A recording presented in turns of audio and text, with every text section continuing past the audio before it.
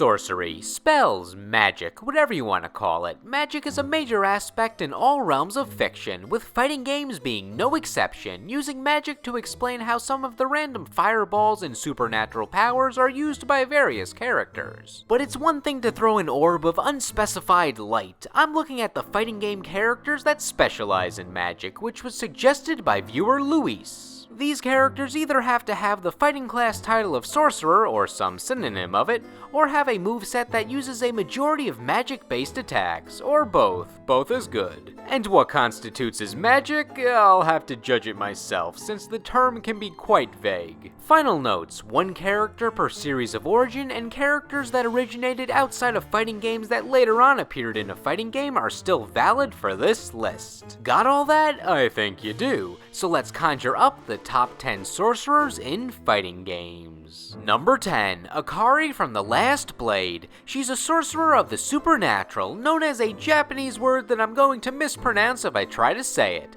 She uses her ward paper as a means of casting quick spells during a match, but she also uses her heihaku, which is the stick with the magical paper on it, as a blunt weapon. What can I say? She's practical. She also uses her abilities to teleport by putting seals on the ground, and sometimes they bring her out in weird locations, like this guy's mouth. She uses her summoning powers for unordinary things. Speaking of, she's big into summoning. Sometimes they're random yokai, and other times it involves clones of herself or other characters using her paper doll man. Akari's biggest summons are saved for her super moves, where she lets all hell break loose, including a few random Samurai Showdown characters in there. Also Mr. Karate, glad to see he's still getting work. Number 9, Raven in Injustice Gods Among Us. The DC Comics universe is full of magic users, which leads to a heavy use of sorcery in the Injustice series. In terms of full-time spellcasters, you had the likes of Dr. Fate and Enchantress in Injustice 2, and Zatanna as a downloadable character in the first Injustice. But I'm going to go with the main magic user from the game's original roster, Raven, both because I liked her moveset and because I'm the most familiar with her of the sorcerers thanks to cartoons. Though this was a weird interpretation of Raven. Part of her had references to the comics, while other parts of her design felt like NetherRealm Studios wanting to make a cool magic character that was themed around ravens. For example, her projectiles were ravens made of dark energy, and her hold you in place attack was a raven claw that grabbed her opponent's face. These moves easily could have just been Mortal Kombat 9 Ermac attacks recolored with a dark purple, so I appreciate all the small details here. As for her portrayal, it seems like it's the Raven that fights on the side of good, but after she has been taken over by her father Trigon's evil power.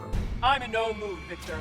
Too much Trigon for breakfast? Yet at the same time, she has control over those powers and her mind, so she can work in union with him.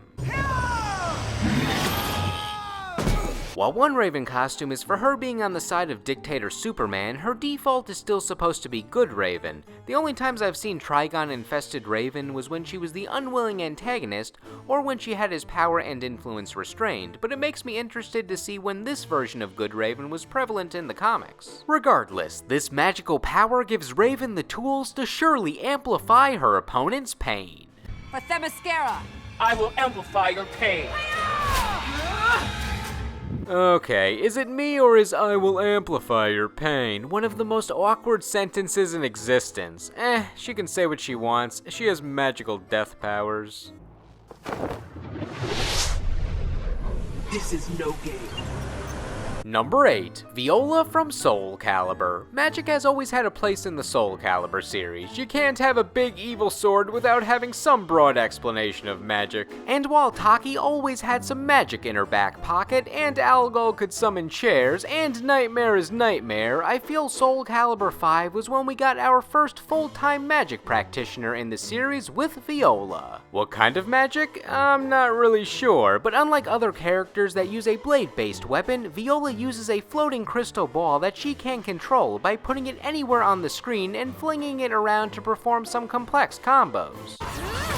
She is able to fight hand to hand when the orb's out of the way, but she can't expect to survive long if she doesn't utilize it in battle. She uses more unspecified magic in her super move, which is one of the weakest in the game, but forces the opponent to block for a long period of time, giving her a chance to open them up for some damage. Time for bed. Now sleep. Excellent. The vague nature of her magical powers relates to her underdeveloped backstory. She's the character Amy from previous games who woke up with amnesia and a crystal ball next to her one day, so she was like, yup, this is my life now. I feel there probably would have been more elaboration on how she went from red-haired fencer to silver-haired fortune teller if Soul Calibur 6 followed up the previous game and wasn't just a flat-out reboot. Though it is fitting, and maybe just destiny, that Viola remains a mystery. The moon will swallow the sun, and it will never rise again. Number 7, Amakusa from Samurai Showdown. For a franchise that started out with feudal-era style cold steel weapon versus cold steel weapon, it was surprisingly fitting that the initial final boss broke the norm, being a crystal ball-wielding sorcerer. It was such a contrast when you went through the entire arcade ladder fighting samurais such as yourself, and boom, this guy's doing crazy magic tricks. He's technically based off a real historical figure by the same name who led a major rebellion in Japan in the 1600s, but the real Amakusa did not have magical spirit powers in the history books. Though he did have magical powers in the movie Samurai Resurrection, looks like a biographical tale. He was a spirit in the first game, but subsequent games show he was resurrected as a human whose good and evil halves were split into two entities, with the good half seeking to return to the past and undo the future that is Amakusa. Even though he's no longer a spirit, living Amakusa still uses his crystal ball magic because, well, it's his classic moveset that we're not going to suddenly change. Despite the fact that this is his good side, his Samurai Showdown 6 ending still shows he wants to kill people, but for different reasons, so maybe it's best that most iterations of Samurai Showdown Amakusa are not victorious. Number 6, Robin in Super Smash Bros. When it comes to casting spells in Smash Bros, Robin has the biggest variety of attacks. Nintendo did a great job putting personality in all these attacks, making Smash Bros a wonderful introduction for Robin for those unfamiliar with Fire Emblem. I love that Robin's book of spells is always open. It makes the magic feel more authentic. Sure, it's a small detail, but it adds to the overall aesthetic of a classic paladin. Robin has control over some of the elements of nature. Smash Bros is no stranger to fire or lightning, but how about both coming from the same character? Oh yeah, well how about a character that's not psychic? Don't answer that. Plus, you also get some spells of wind from Robin and a life-draining spell known as Nosferatu. Hey, I like that guy. And while Robin may be another Fire Emblem sword wielder, I always liked the breakable sword mechanic, where it shatters after a certain amount of uses, forcing him or her to use a weaker sword while the other one recovers. The same durability mechanic goes for the rest of Robin's main special spells, only instead of being replaced with something weaker during the recovery period like the sword is, you get nothing. You lose. Good day, sir. However, the sword durability always felt the most interesting to me. Not sure why.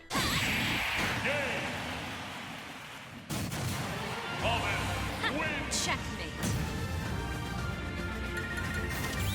Number 5, Rose from Street Fighter. The existence of magic in the Street Fighter universe seems ambiguous. Obviously, as with plenty of martial arts fiction, ki is prevalent in Street Fighter and comes in a variety of pure and evil flavors.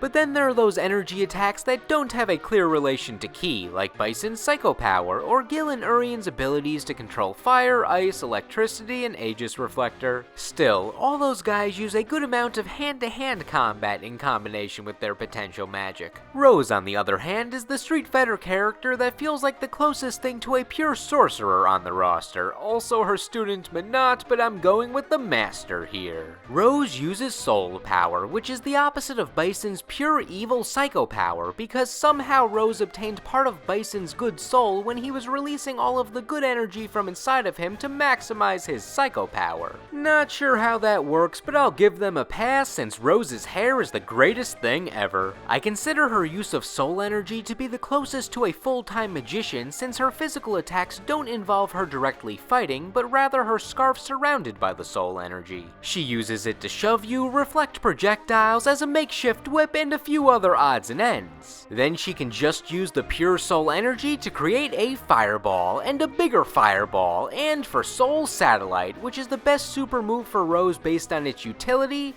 but since I'm a sucker for cinematic attacks, I always chose Illusion Soul Spark as her ultra combo in Super Street Fighter 4, even though I was not maximizing her competitive potential. Illusion Spark!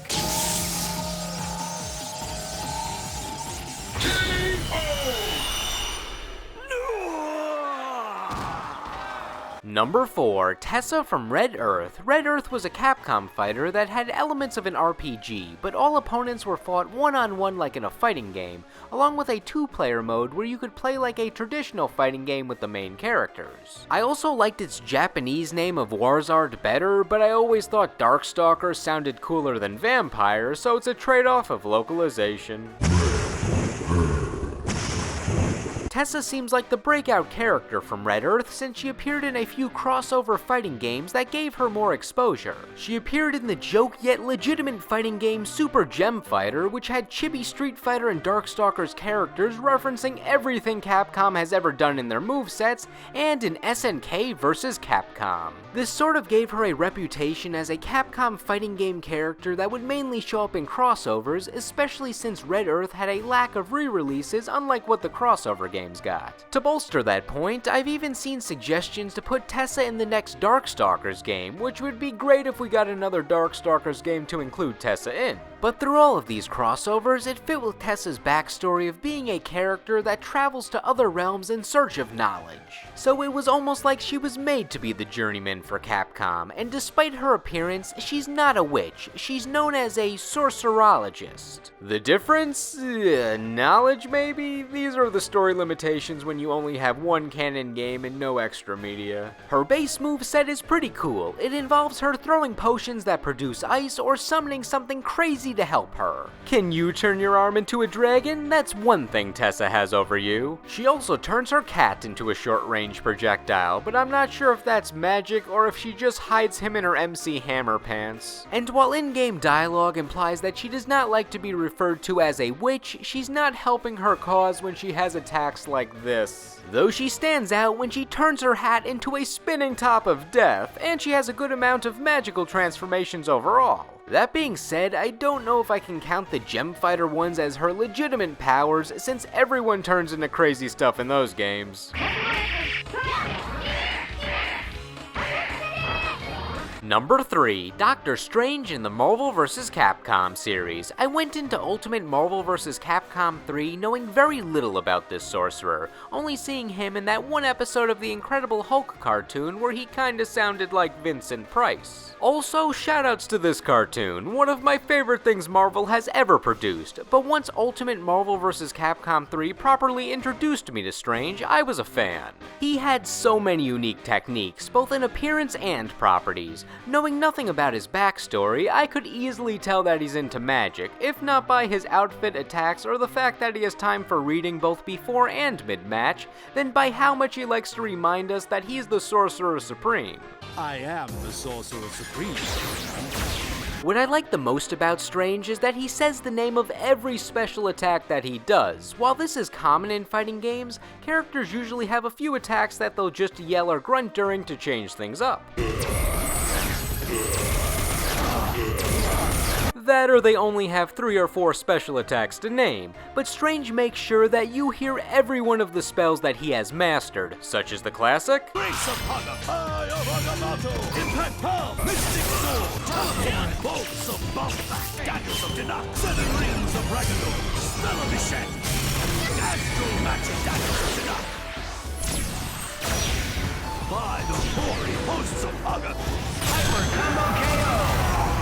With all these attacks, it makes it amusing to hear how often he cuts himself off during long combos.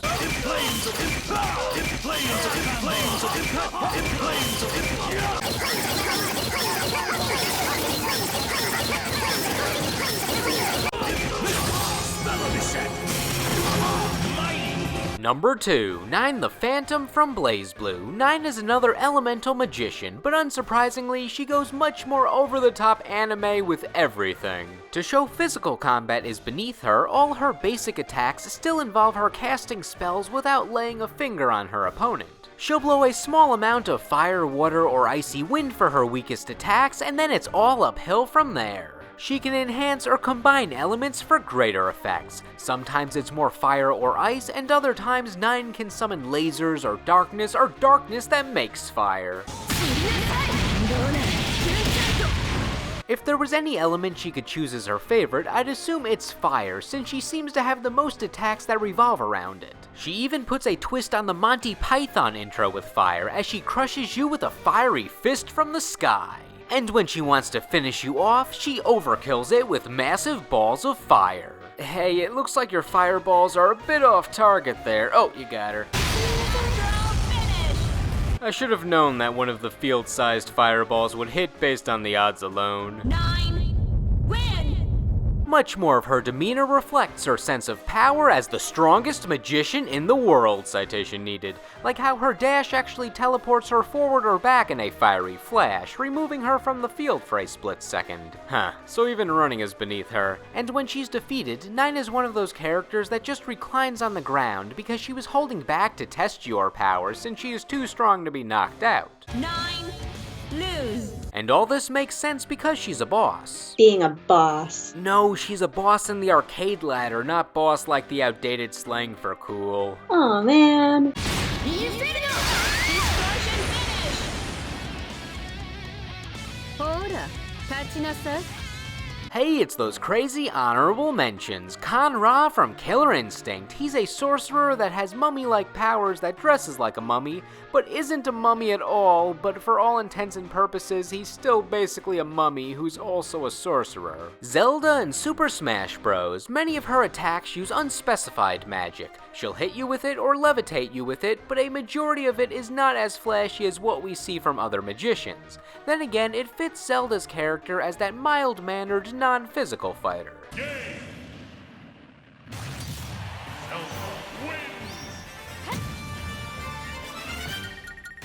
Geralt in Soul Calibur 6. I mean, he's a witcher. Those are some of the most intense and powerful magic wielders in fiction. Minot from Street Fighter. If there's anything she has on Rose, it's the fact that she fights with a cool crystal ball. And Quan Chi from Mortal Kombat. He's essentially the other main sorcerer in the series, specializing in mind control, portals, necromancy, green skulls, and rune traps.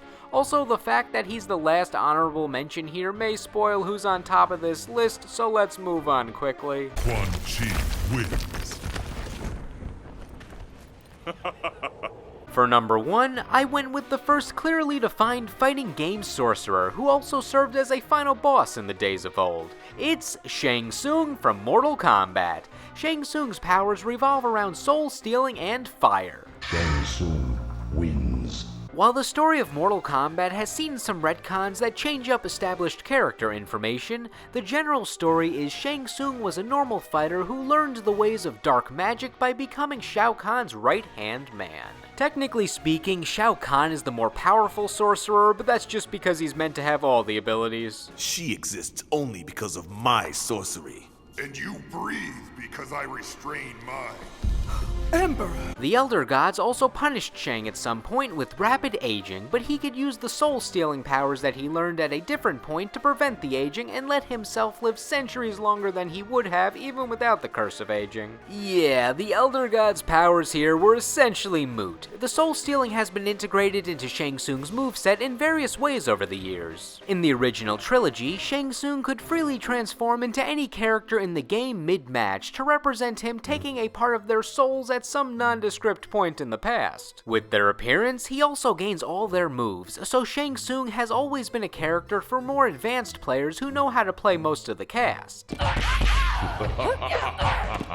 Story-wise, he also gains all their memories, so he can use this to deceive others or just mess with his opponents that know their loved ones are dead. Shang Tsung's kind of an ass like that, but he always makes sure to tell you to have a nice day. In terms of seeing him steal the actual soul, it was just a fatality in Mortal Kombat 2 and 3, and wasn't integrated as an actual move until Deadly Alliance, which just healed Shang. Mortal Kombat 9 combined his soul-stealing ways from previous games, allowing him to take souls mid-battle like in Deadly Alliance, and transform into his opponent instead of just freely transform, so you still had an element of the original trilogy. That being said, the arcade ladder Shang Tsung could turn into the whole cast for throwback's sake. His other main attacks involve fire skulls. Fire skulls from the front, fire skulls from the ground, fire skulls from the sky. It's raining fire skulls. Everyone gets fire skulls. The best ones were in the original Mortal Kombat, where the fire skulls had the coolest screams.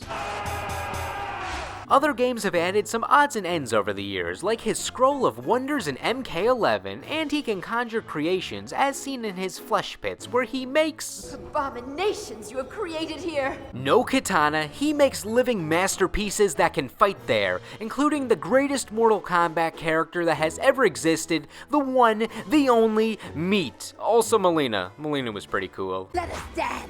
And no Shang Tsung discussion is complete without mentioning how Cary Tagawa's movie portrayal pushed the character to even more iconic levels, with the sinister voice and flawless victory and "your soul is mine" quotes. Of course, now that he's in-game Shang Tsung both in voice and appearance in Mortal Kombat 11, I think that rings for the quality of his movie performance. So not only is Cary Tagawa the #1 Shang Tsung, but Shang Tsung is the #1 sorcerer in fighting games.